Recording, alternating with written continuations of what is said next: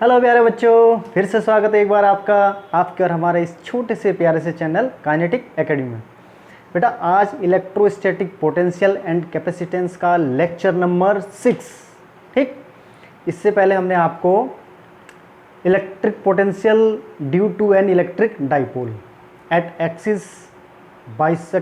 Axis of dipole, perpendicular bisector of dipole और at any point हमने electric potential find किया। आपने अच्छी तरह समझ भी लिया होगा। बहुत अच्छे बच्चे हैं, बहुत प्यारे और नालायक बच्चे हैं।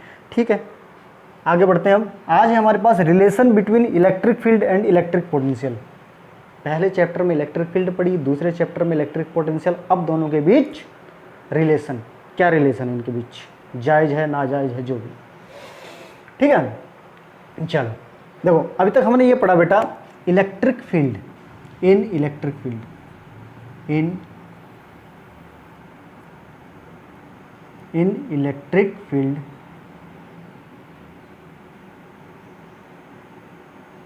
इलेक्ट्रिक फील्ड में हम क्या करते थे,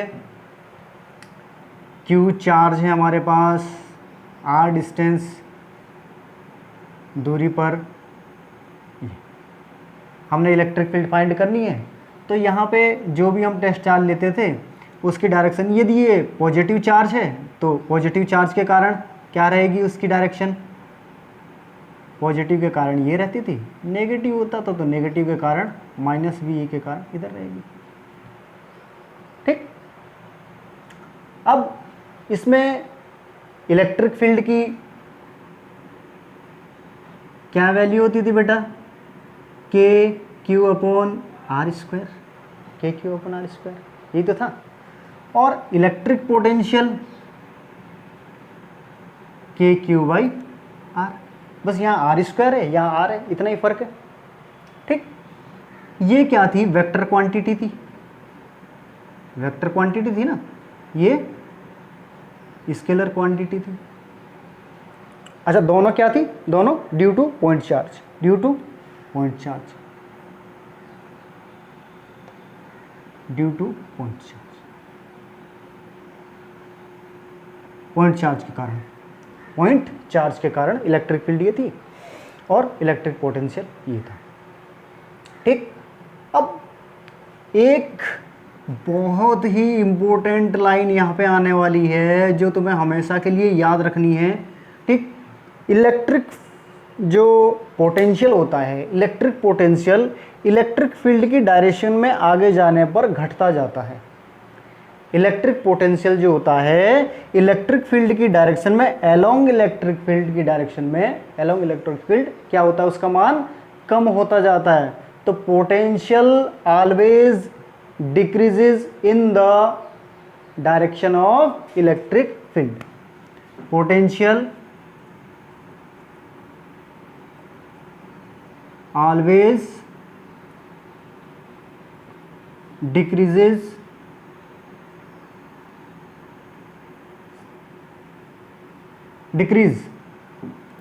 potential always decrease in the direction of electric field।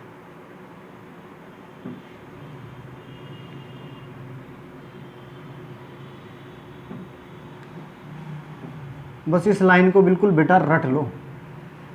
ठीक, अभी कारण भी बताता हूँ कैसे। हमारे पास यहाँ पे देखो, अगर हम पॉइंट, क्योंकि ये पोटेंशियल क्या है बेटा, कोई चार्ज है, इलेक्ट्रिक फील्ड के डायरेक्शन में आगे बढ़ता गया, आगे बढ़ता गया, कोई चार्ज था हमारे पास,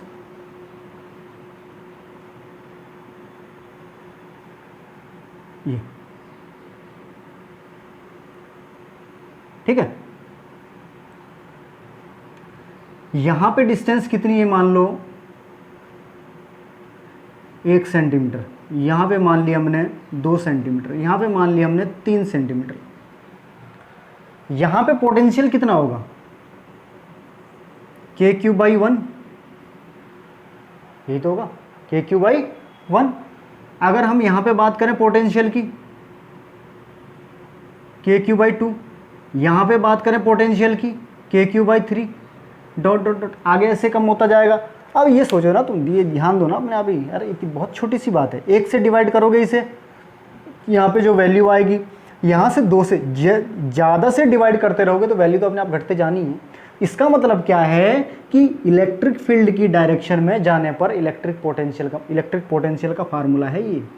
बात समझ में आ रही है? ठीक है, तो इलेक्ट्रिक पोटेंशियल का मान क्या होता है? घटता जाता है। बात समझ में आ गई?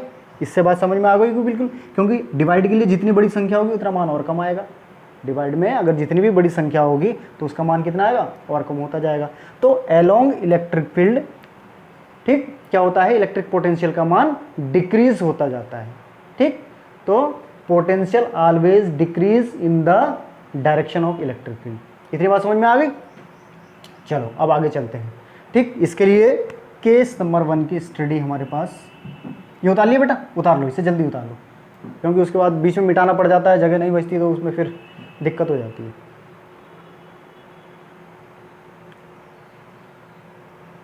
चलो यार कोई नहीं, एडजस्ट कर लेते हैं।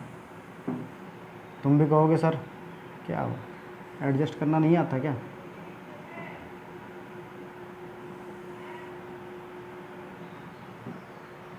अब हम केस 1 करते हैं। When electric field is uniform,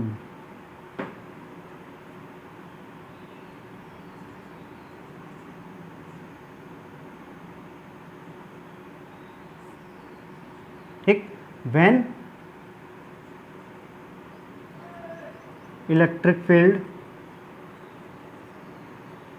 is uniform,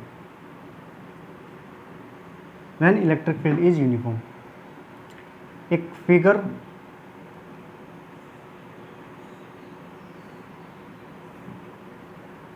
electric field बराबर डिस्टेंस पर, इसका मतलब यूनिफॉर्म है ना,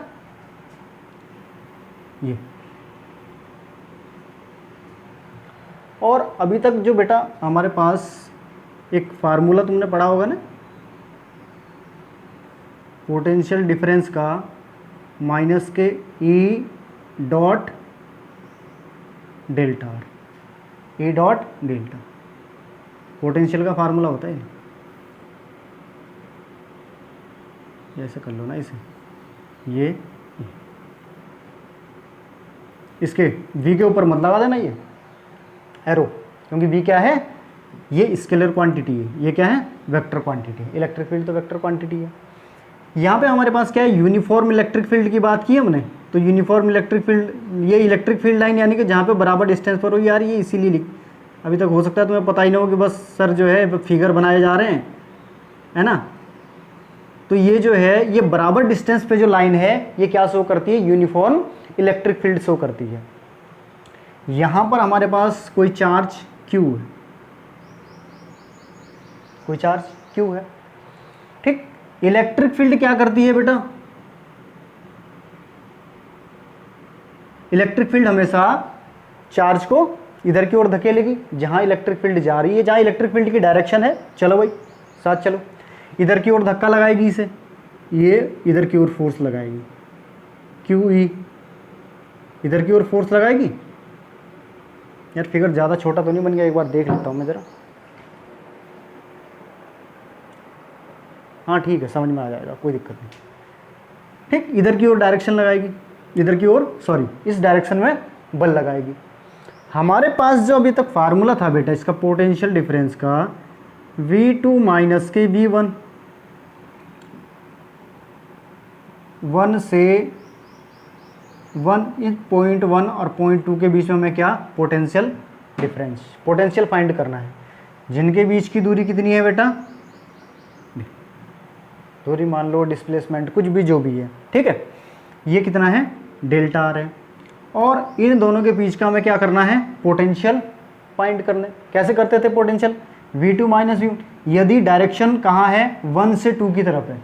यदि डायरेक्ट इलेक्ट्रिक फील्ड की डायरेक्शन 1 से 2 की तरफ है ना, तो V2 माइनस V1 हो गया, इज इक्वल टू क्या होता था? Work done by external agent, work done by external agent कहाँ से? 1 से 2 की तरफ, 1 से 2 की तरफ, अपॉन में क्या होता था हमारे पास? Q, चार्ज Q है यहाँ पे, तो Q लिखेंगे। इतनी सी बात तो थी, ठीक। अब यहाँ पर क्या है, देखो जब ये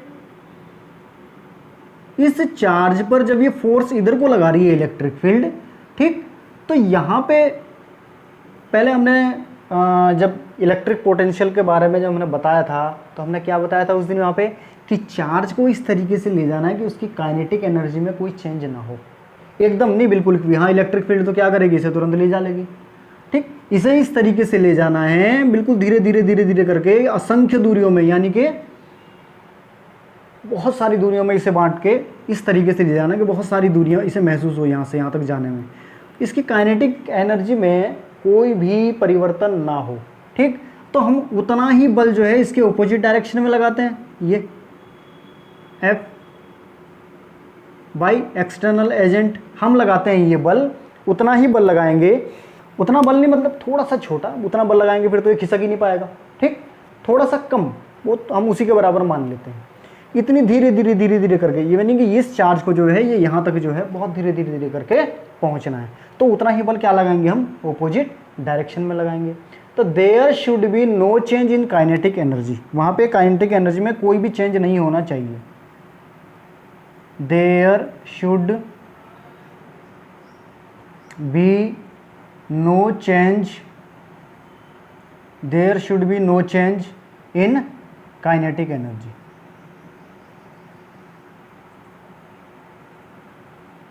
there should be no change in kinetic energy. तो F external is equal to minus Q E, minus Q क्यों, बिकॉज ऑफ, क्योंकि तुम्हें बताना पड़ेगा ना, because of opposite direction, because of opposite direction, क्योंकि फोर्स की डायरेक्शन यहाँ पे force external force, force by sorry external agent, उसकी डायरेक्शन क्या है यहाँ पे ऑपोजिट है, इसकी डायरेक्शन क्या है बेटा, इधर की साइड है, ठीक। तो हम यहाँ पे ये क्या आ जाएगा, क्यू वी क्या आ जाएगा, माइनस में आ जाएगा, क्यू क्या आ जाएगा, माइनस में। डिस्प्लेसमेंट क्या है बेटा, displacement is equal to D R, vector quantity, ठीक।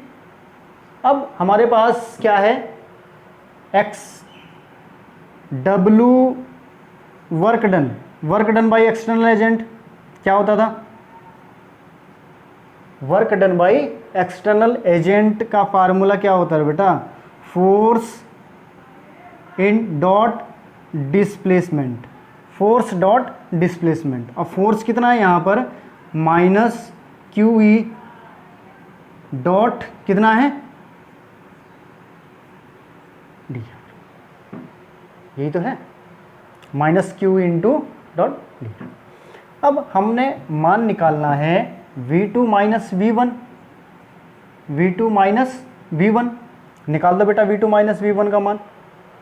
V2 माइनस V1 का मान क्या होता है, वर्क बाय एक्सटर्नल एजेंट, कहाँ से, 1 से 2 की तरफ, और अपॉन में क्या है, Q रहेगा हमारे।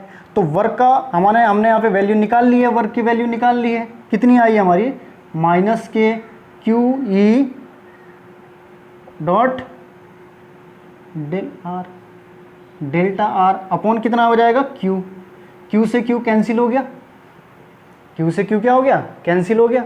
अब हमारे पास क्या आ गया, माइनस के ई डॉट डी आर चाहे डेल आर, कुछ भी लिख लो यार, ये डेल्टा आर। इतनी बात समझ में आ गई बेटा। तो ये V2 माइनस V1 क्या होता है, डिफरेंस इन पोटेंशियल होता है ना, ये तो माइनस के ई डॉट डेल्टा आर, ये वैल्यू आ गई हमारी